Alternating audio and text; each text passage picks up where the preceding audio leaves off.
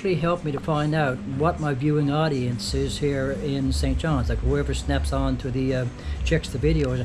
The bulk of them tend to be people from around the general area, and I don't know how in the heck the program could know this, but like there's people on their smartphones that are just scrolling through and checking whatever you want to check out, sort of, you know. Well, I mean, the program doesn't have to say any more than that, because I know that if that's the case, then there's people on the buses, it's people like sitting down in the mall or in a restaurant somewhere or wherever they might be, just scrolling through their phones and just whatever, sort of, you know. So that's not my target audience, guys. Clearly, like a teenage kid that's scrolling through his phone, so on there, you know, just to be entertained, just to kill time and so on, that is not my target audience, sort of thing. So my target audience needs to be people that go into YouTube from their homes on. And want to take the time to get into videos, like, you know, like actually get into the videos and watch the videos and all the rest of it.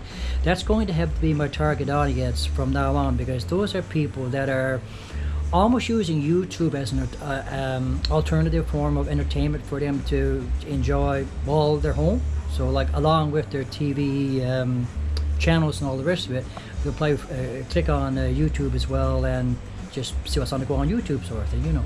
But that audience will probably take a little more time to sit back and give the video a decent chance before they flick over on something else, and because they're in the comfort of their own home, they're there to kind of like see what YouTube has to offer and so on that.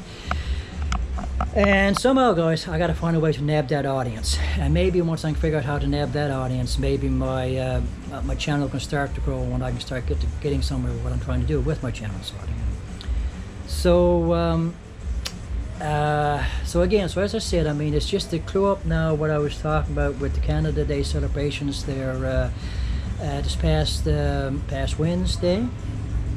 And again, like I said, I've already put out lots of videos now talking about Canada, talking about issues concerning Canada, talking about what's going on in the nation right now, talking about like the stuff that we're all facing, of course, you know, like the problems like with the homelessness and the poverty levels, and you know, the lack of work that's out there, the lack of money to be able to work with, sort of thing, like the expense of it, like basically stuff that everybody in the country is facing, I guess, going through the same thing at different intensities of it, sort of thing. And how we need to try to somehow figure out ways to kind of like tackle these issues better, but complicating those issues that would probably be there regardless is this insane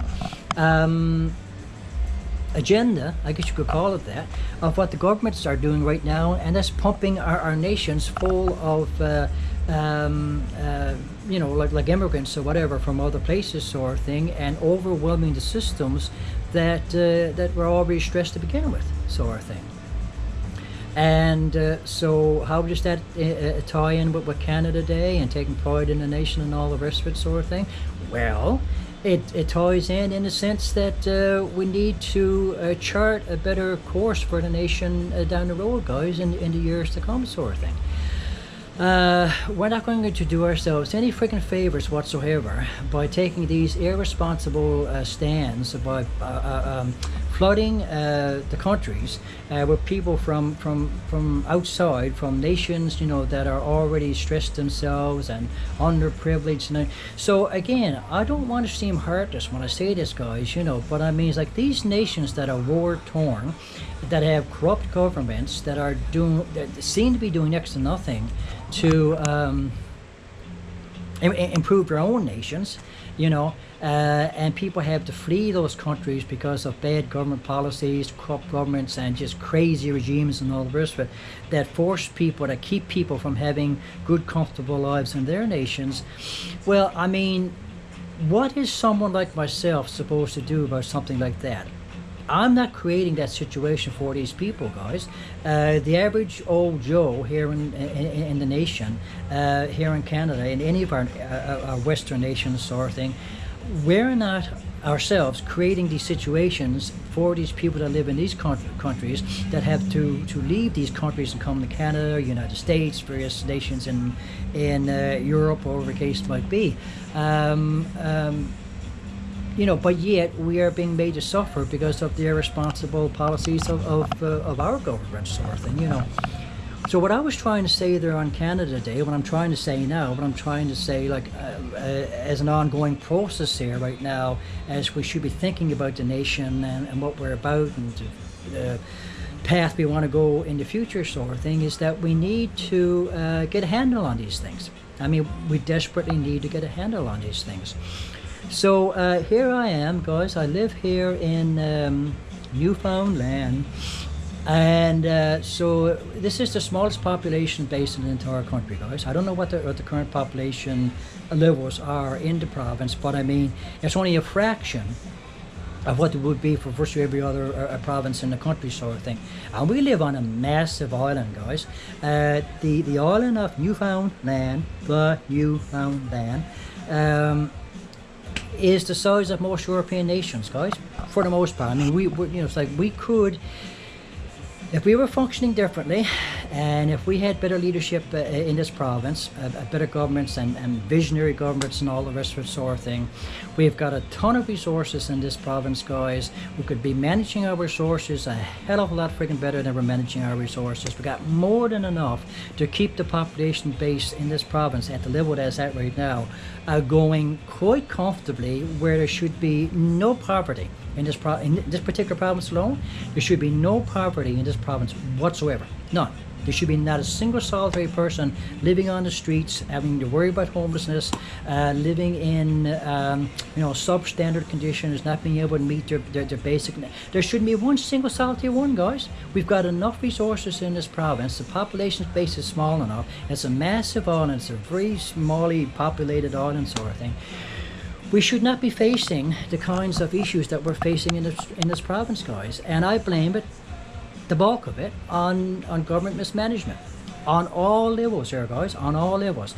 The provincial government, every municipal government in the province, sort of thing.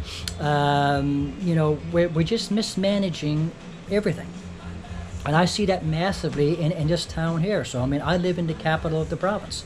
And the way we do things in this town alone, and how things are mismanaged, and the dopey, just idiotic way that we do things, and just like not taking pride in the town and all the rest of it, sort of thing. It's just like, I see it everywhere. I see it everywhere. It's hard for me to kind of put into words the way that I want to put into words to get you to understand what I'm trying to get across here. But it's just this dopey, senseless mentality that we have, that we should be doing everything better than we're doing it, sort of thing.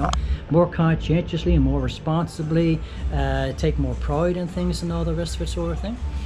And so again, we are in our cruise ship season now, and. So we're getting fantastic weather now. Now tomorrow, supposedly, we're going to get like rain all day. I mean, it's just our changeable freaking weather. We had possibly the warmest day of the summer season so far, guys. I think it may have went up to 30 degrees today, and might even went a little bit beyond that. Beautiful, gorgeous day all day today. We're getting a lovely sunset now. Mold is in it. Thing is quite warm, quite comfortable here, sort of thing. Well, actually, it's a little bit stuffy, but I mean, again, like we're the first week into July, sort of thing now, sort of thing. And we got our cruise ship season going now, guys. We get people coming here from other parts of the world and all the rest of it, sort of thing. And so the thing there is that if I was the mayor of this town, I would be thinking about all that, see?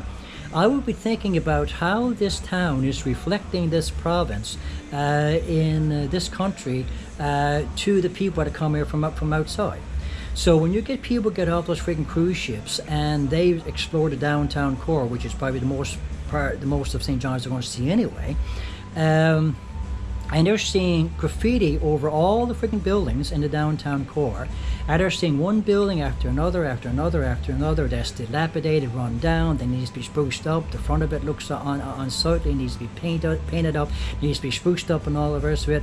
They're seeing clutter all over the streets and garbage all over the streets, and the streets aren't being cleaned since being all the rest of it, sort of thing, taking pride, just in that aspect of it, sort of thing.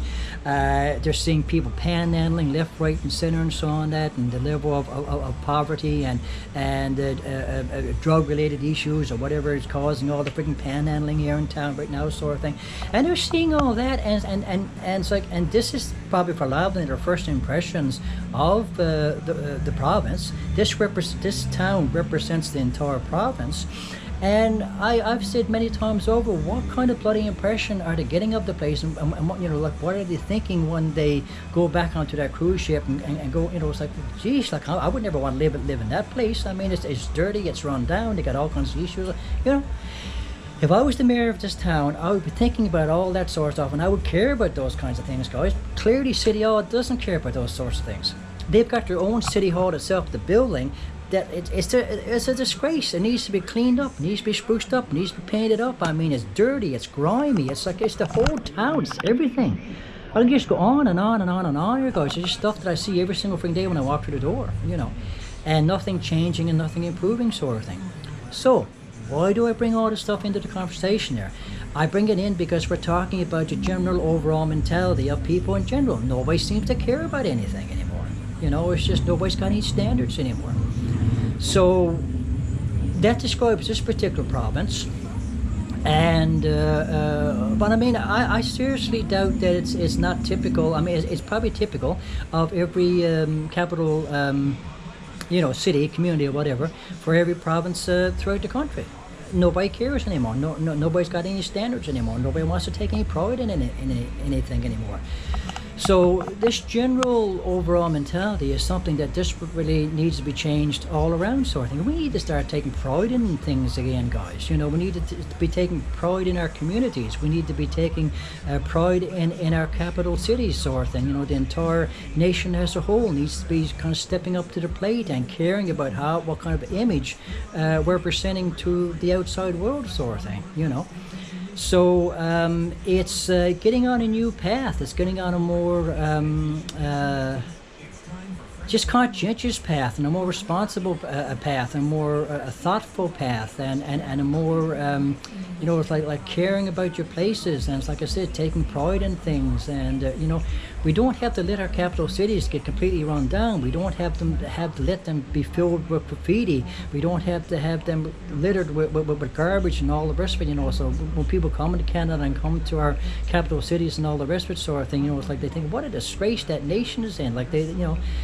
And I mean, it's like, I know what's going on in Europe as well. I know there's like, I see videos about Paris, for example. And Paris was once such a gorgeous, beautiful, stunning city to go and visit, sort of thing.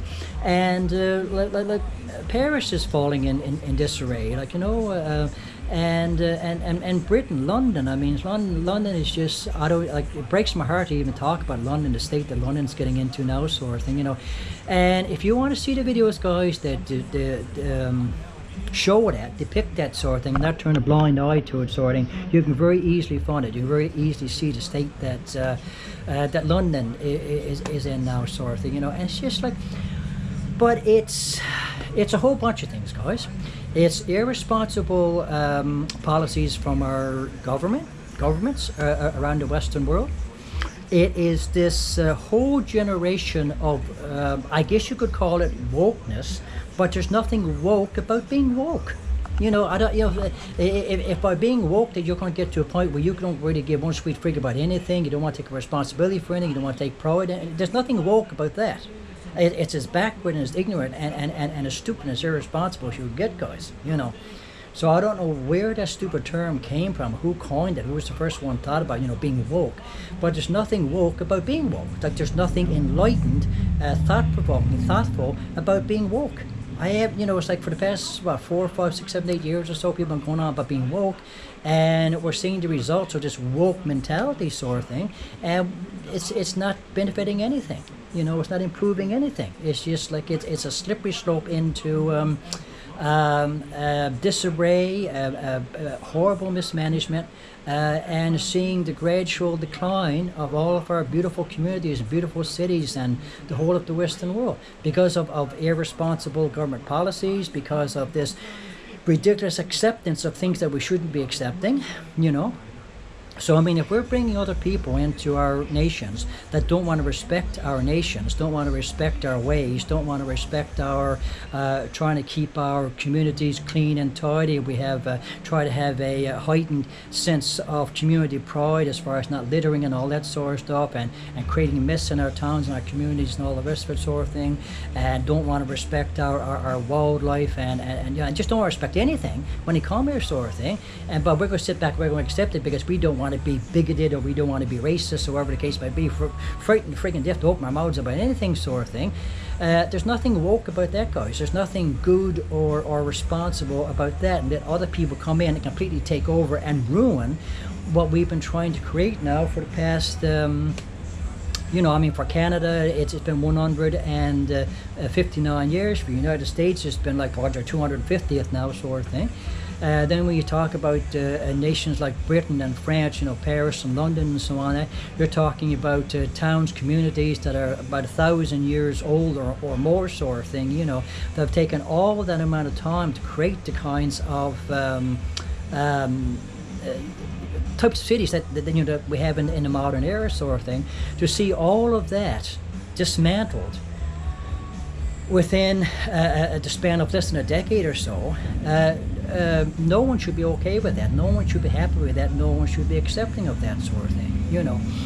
So I said it in my last video that I made there on Canada Day, guys. I think I've said it 2 or 3 times now. I'm trying to articulate what seems to be starting to happen now. It's being far too effing slow to develop and to manifest and to organize and all the rest of it.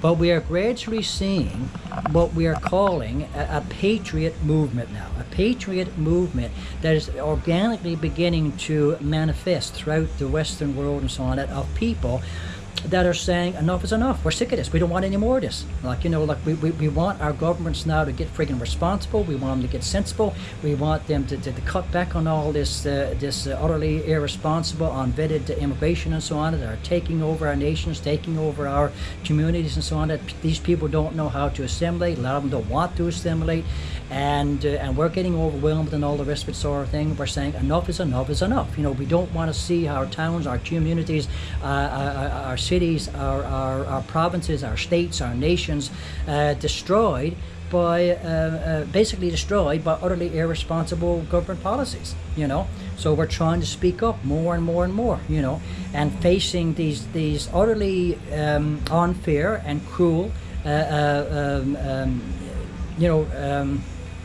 accusations of being bigoted and intolerant and all the rest of it.